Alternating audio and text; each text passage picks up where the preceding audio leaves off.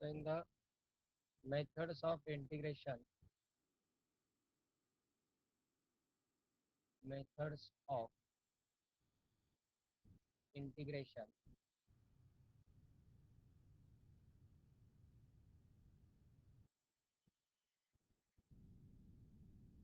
first and very large method, large group of examples types, that is the substitution method.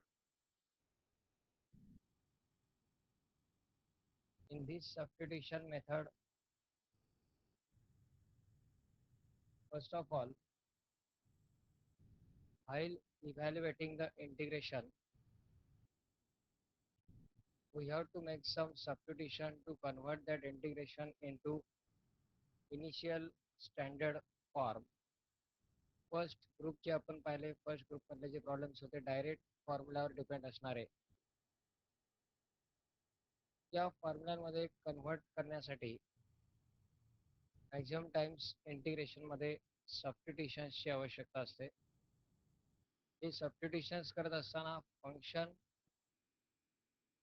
आणि त्या फंक्शनचा derivative या दोन्ही terms integration मध्ये असणं आवश्यक आहेत. या इंटिग्रेशन मध्ये फंक्शन ॲज वेल ॲज इट्स डेरिव्हेटिव्ह या दोन्ही टर्म्स एक्झिस्टिंग असतील, अशा प्रकारच्या इंटिग्रेशन्स मध्ये आपण सबस्टिट्यूशन्स करून ते फंक्शन किंवा ते इंटिग्रेशन स्टँडर्ड फॉर्म मध्ये कन्व्हर्जन करू शकतो. ते कन्व्हर्जन करण्यासाठी इनिशियल एक फंडामेंटल म्हणून दोन रूल्स आहेत, पण सर्वच प्रॉब्लेम या दोन रूल्स वरती आहेत असं नाही. पण या दोन रूलची जी प्रूफ आहे, डेरिव्हेशन मेथड आहे, तीच method most of the examples साठी यामध्ये यूज करायची आहे. So first rule in this one, that is integration of f of x bracket raised to n into f dash of x into dx.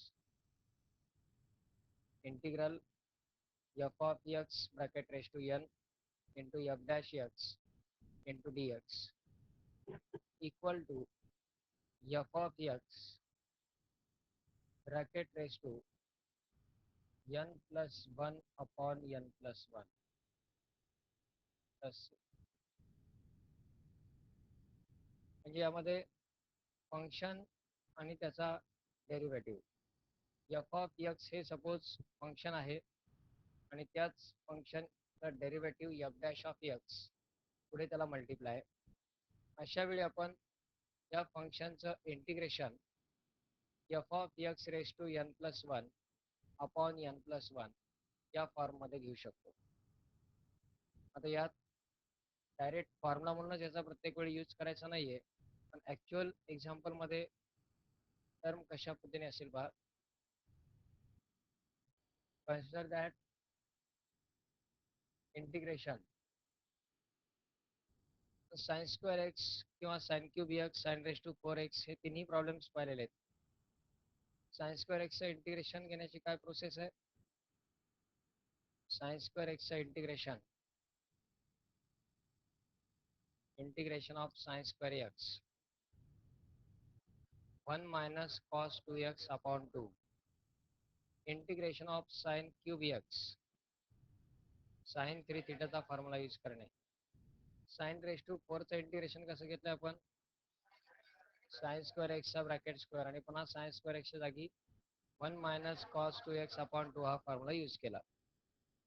त्यात कुठेही आपण इंटिग्रेशनचा जो एक्स रेस टू एनचा रूल आहे, x raise to n plus 1 upon n plus 1 या रूलचा वापर केलाय का? नाही, कारण कॉम्पोजिट फंक्शनची प्रोसेस इंटिग्रेशन मध्ये येत नाही.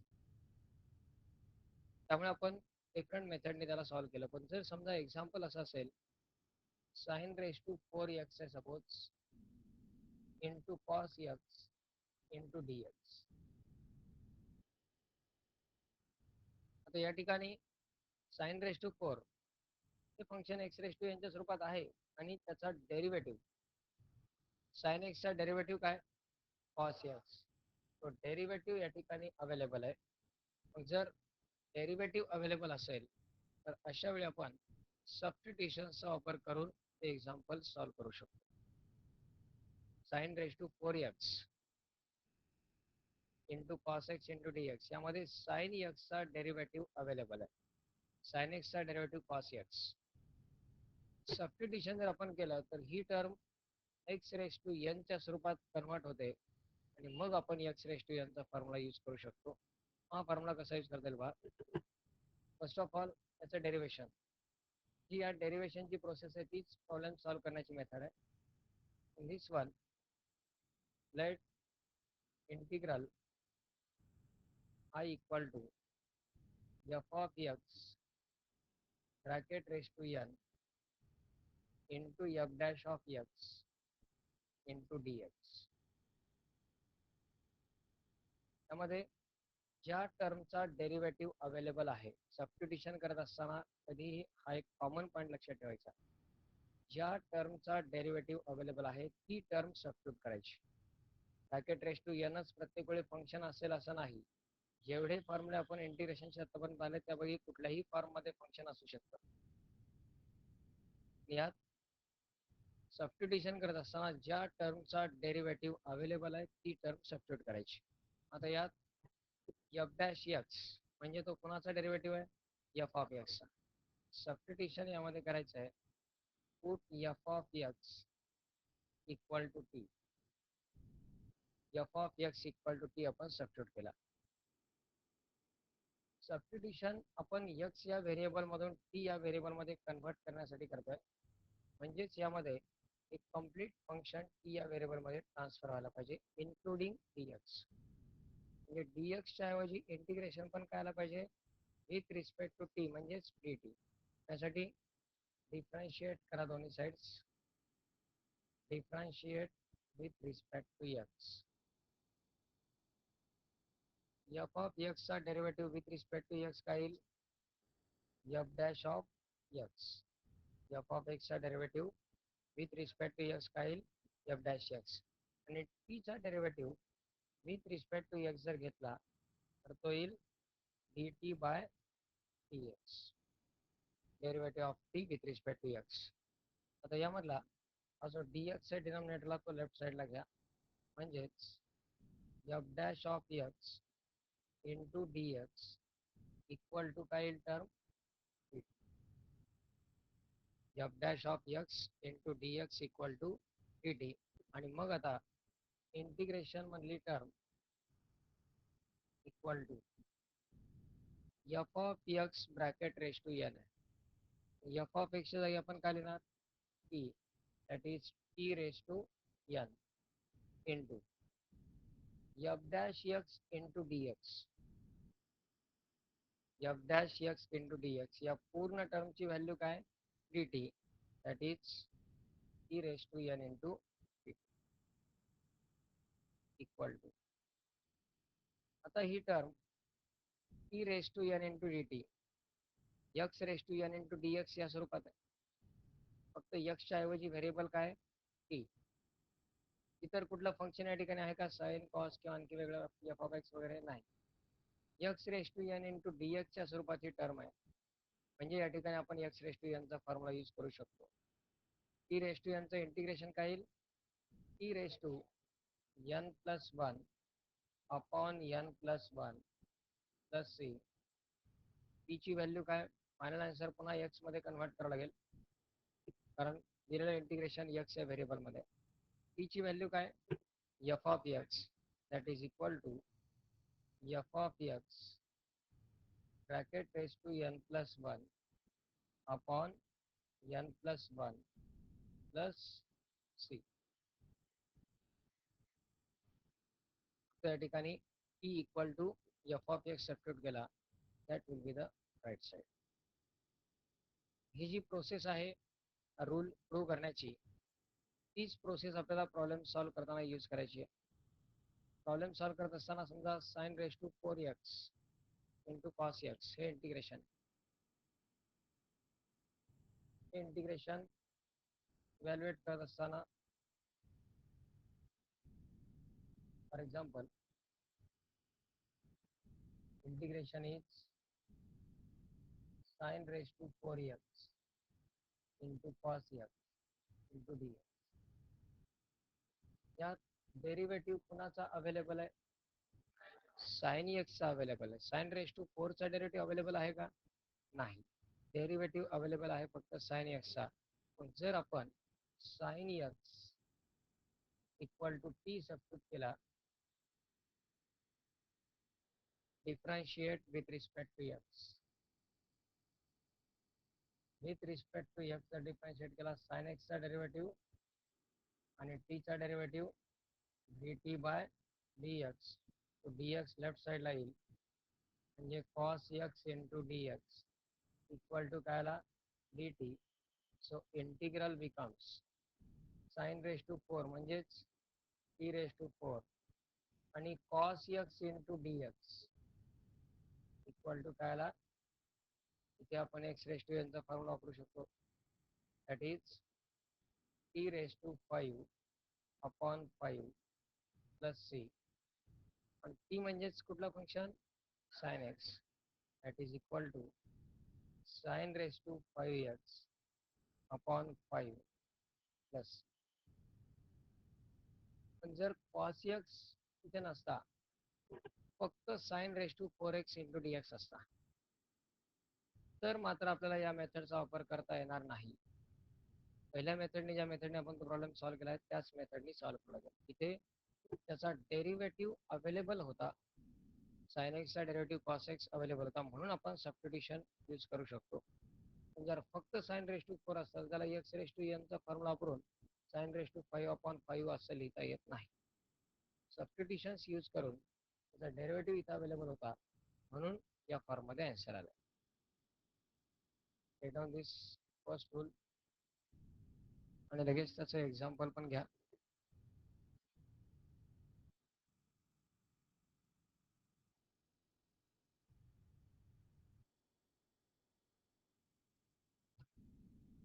त्यानंतर second rule,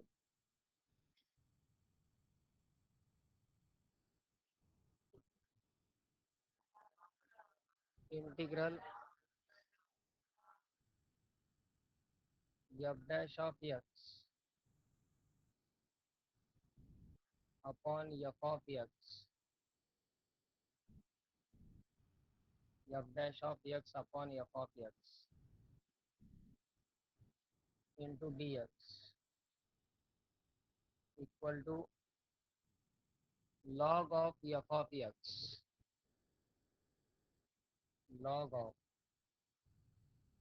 f of x plus c.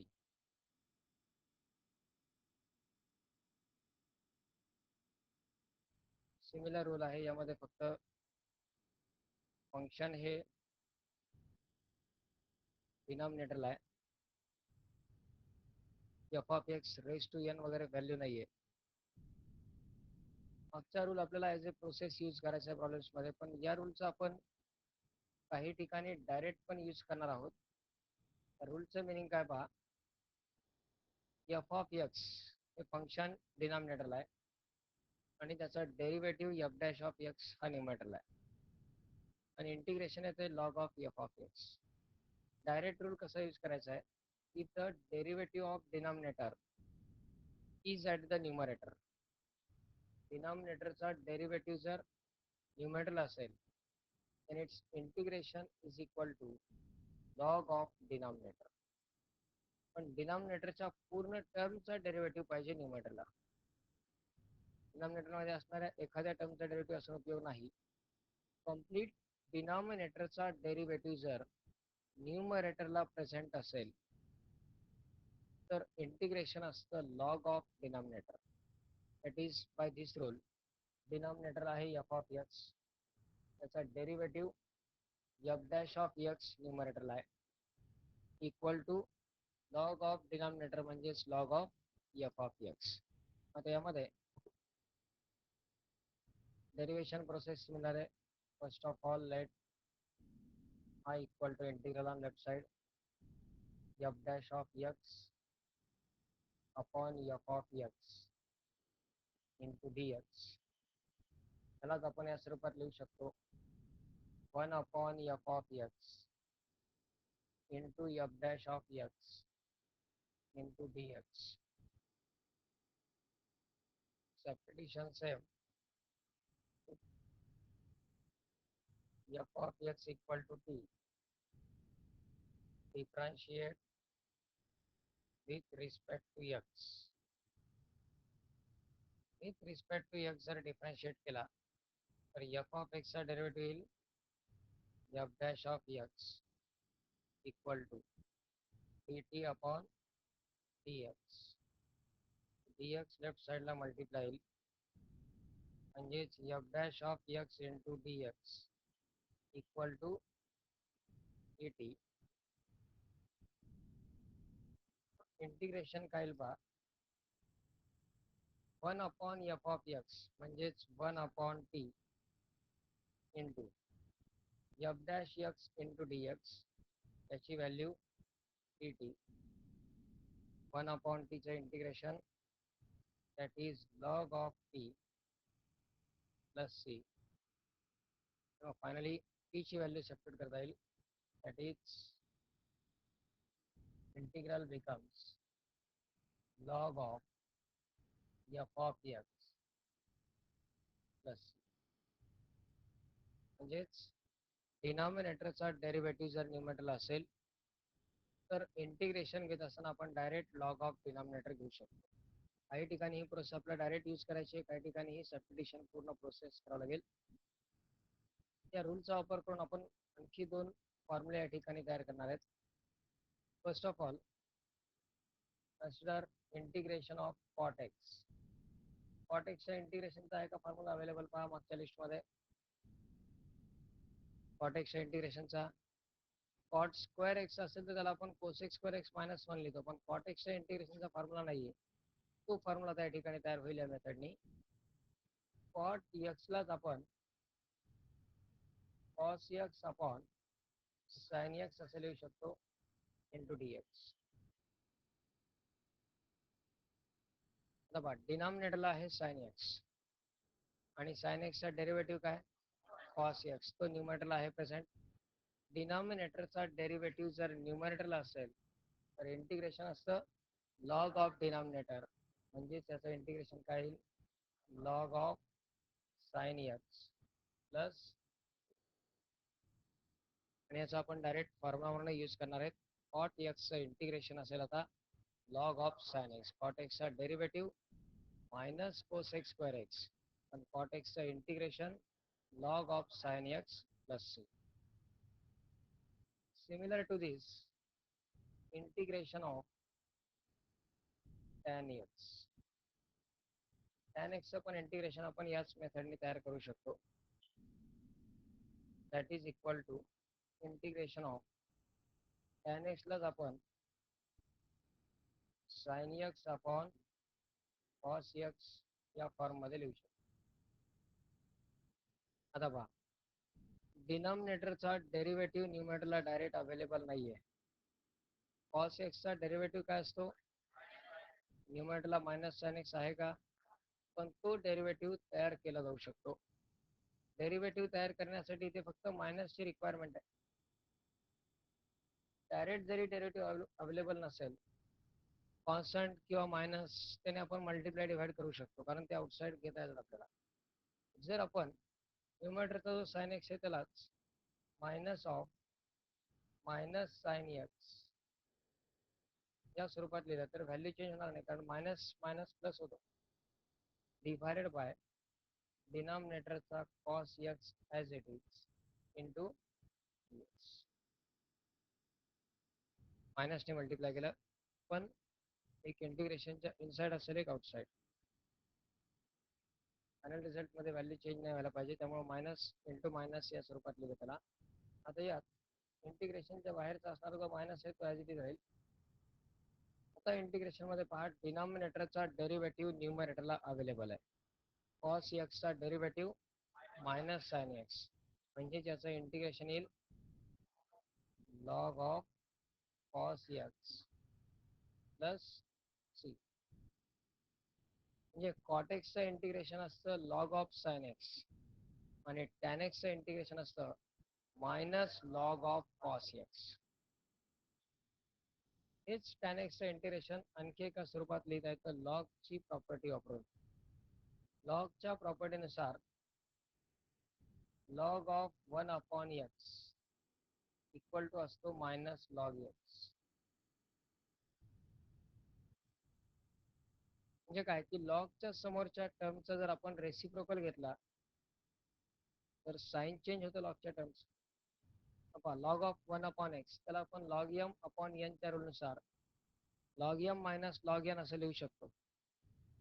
Log 1 minus log x. पण लॉग 1 ची किंमत काय असणार 0, म्हणून शिल्लक राहतो फक्त minus log x.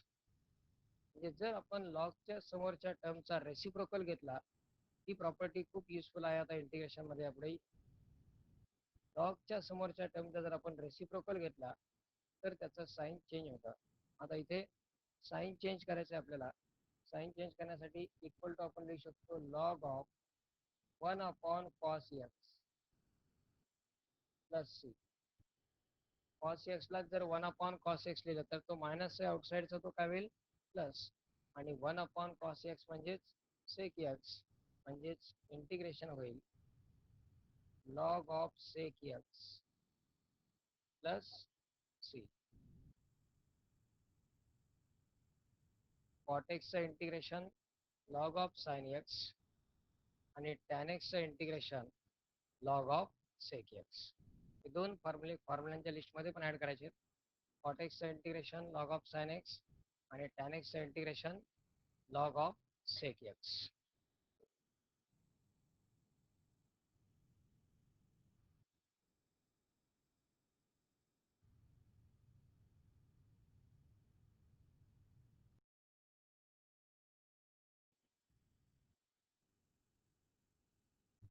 An example, integration of e raised to x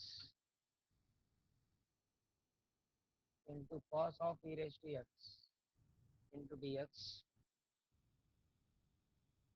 तर हे एक्झाम्पल यासाठी की फक्त 1/x किंवा x रेस टू n या टाईपच्या फॉर्म्युलांसाठीच हे रूल्स युजफुल आहेत असं नाही. ज्या ज्या ठिकाणी फंक्शन आणि त्याचा डेरिव्हेटिव्ह अवेलेबल असेल त्या प्रत्येक प्रॉब्लेमचं सोल्युशन आपण सबस्टिट्यूशन मेथडचा वापर करून घेऊ शकतो. cos x चं इंटिग्रेशनचा फॉर्म्युला आहे आपल्याकडे. cos x चं इंटिग्रेशन cos x चं इंटिग्रेशन sin x. पण इथे टर्म आहे cos e raised to x. e raised to x चं इंटिग्रेशन पण e raised to x असतं. पण इथे दोन फंक्शनचं कॉम्बिनेशन आहे cos of e raised to x, म्हणजे हे कॉम्पोजिट फंक्शन आहे. कॉम्पोजिट फंक्शनचा डेरिव्हेटिव्ह आपण डायरेक्ट घेऊ शकतो पण इंटिग्रेशन डायरेक्ट पॉसिबल नाही. त्यासाठी कॉसच्या समोरची टर्म आहे e raised to x. जर कॉसच्या समोर फक्त x किंवा फक्त t असेल त्याचं आपण इंटिग्रेशन घेऊ शकतो. पण इथे कॉसच्या समोरचं फंक्शन आहे e raised to x. Function of function जर असेल तर ते कॉम्पोजिट फंक्शन असतं आणि कॉम्पोजिट फंक्शनचे इंटिग्रेशन डायरेक्ट घेता येत नाही. मग यात कुठल्या टर्मचा डेरिव्हेटिव्ह अवेलेबल आहे हे चेक करायचं. e raised to x चा डेरिव्हेटिव्ह इथे e raised to x extra available आहे. त्याला आपण वाटल्यास या स्वरूपात लिहू शकतो integral cos of e raised to x into e raised to x into dx. तर यामध्ये e raised to x त्याचा डेरिव्हेटिव्ह असतो e raised to x, तो अवेलेबल आहे. सबस्टिट्यूशन आपण यामध्ये काय करणार, put e raised to x equal to t. Differentiate जर केला तर e raised to x चा डेरिव्हेटिव्ह आणि t चा डेरिव्हेटिव्ह dt बाय तो dx लेफ्ट साईडला येईल, म्हणजेच e raised to x into dx. याची व्हॅल्यू काय, ही स्टेप आपण डायरेक्ट लिहू शकतो यानंतर, कारण dx प्रत्येक ठिकाणी राईट साईडला डिनॉमिनेटरला येणारच आहे, तो लेफ्ट साईडला मल्टिप्लाय. मिडल स्टेज आपण यामधली अवॉइड करू शकतो. e raised to x चा derivative e raised to x into dx equal to dt. Substitution जर केलं तर इंटिग्रेशन काय येईल, कॉस ई रेस टू एक्सच्या जागी t into e raise to x into d x, त्याची value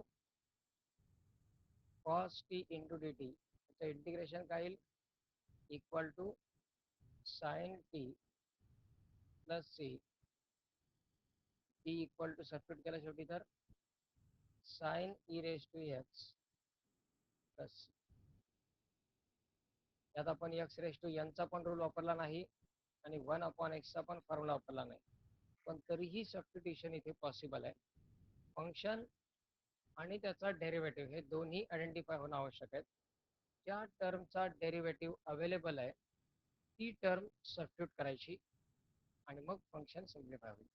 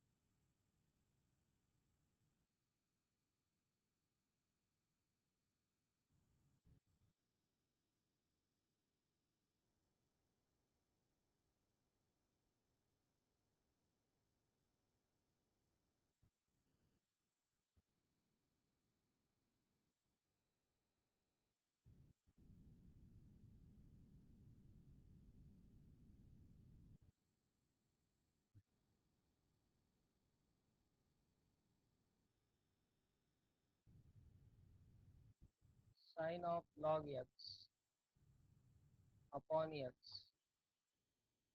into d x, sine of log x upon x into d x या हे ठिकाणी कॉम्पोजिट फंक्शन आहे.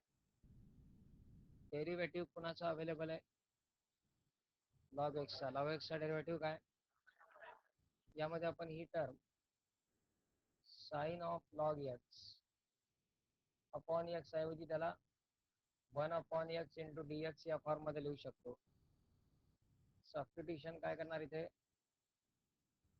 Log x equal to T, कारण त्या log एक्सचा डेरिव्हेटिव्ह अवेलेबल आहे.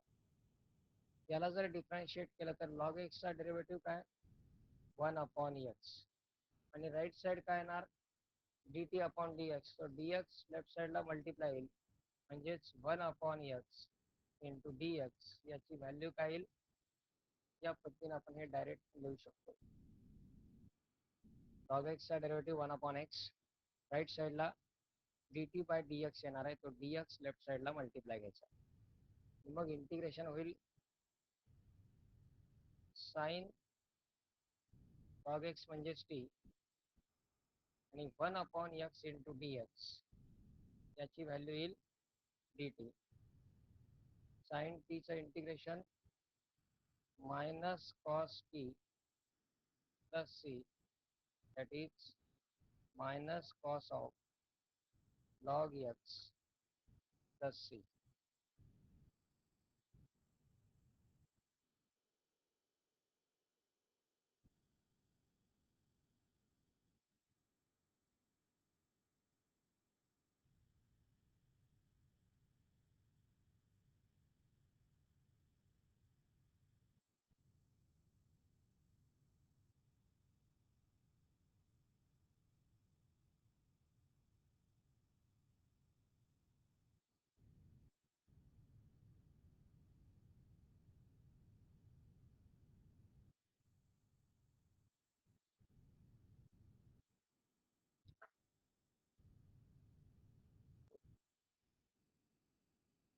Integral x square into sec square x cube into dx. X square into sec square x cube into dx.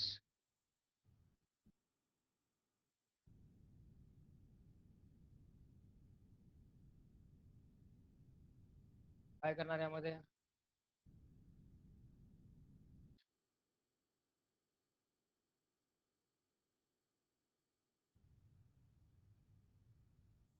Sec square एक्सच्या इंटिग्रेशनचा formula असतो, पण इथं सेक स्क्वेअरच्या समोर टर्म कुठली आहे?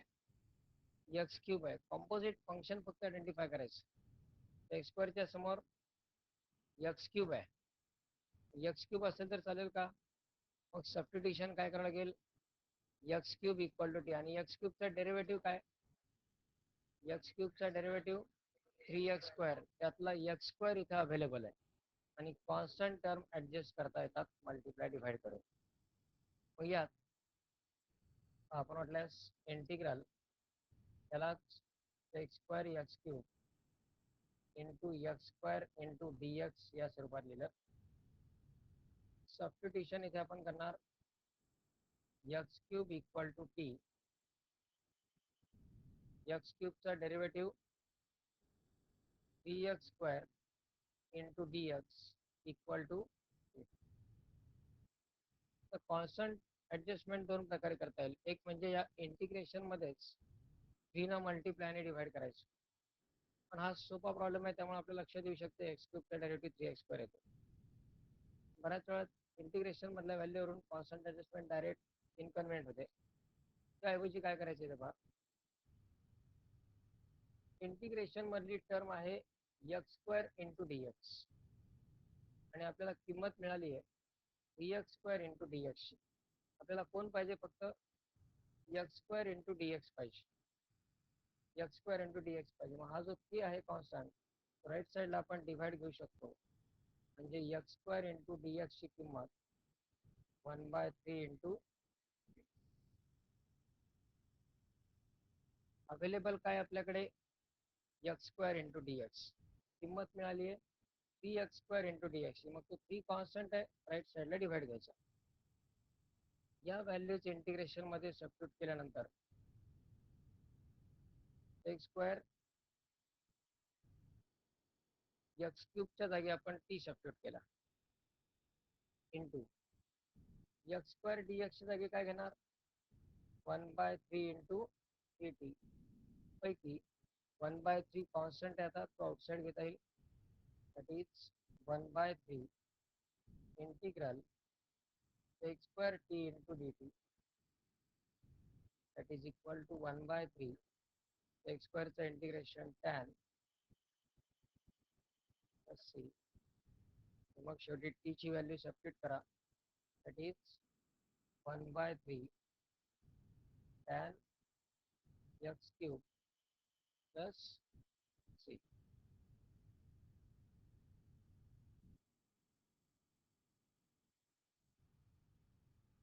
त्यामध्ये फंक्शन आणि त्याचा डेरिव्हेटिव्ह हे दोन्ही आयडेंटिफाय होणं आवश्यक आहे.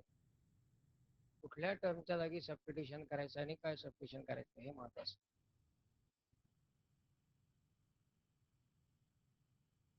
प्रॉब्लेम्स मागच्या ग्रुपमधले जे आहेत, फर्स्ट सुरुवातीपासून इथपर्यंतच्या इंटिग्रेशनचे सर्व प्रॉब्लेम्स पुन्हा एकदा रिवाइज करा, कारण हेच फंक्शनचे कॉम्बिनेशन्स, हेच सिम्प्लिफिकेशन्स पुन्हा पुन्हा समोर येतात पुढे आणि त्यावेळी आपल्याला मागचं काही आठवत नाही पार्ट. इनिशियल पार्ट सगळ्यात जास्त इम्पॉर्टंट आहे.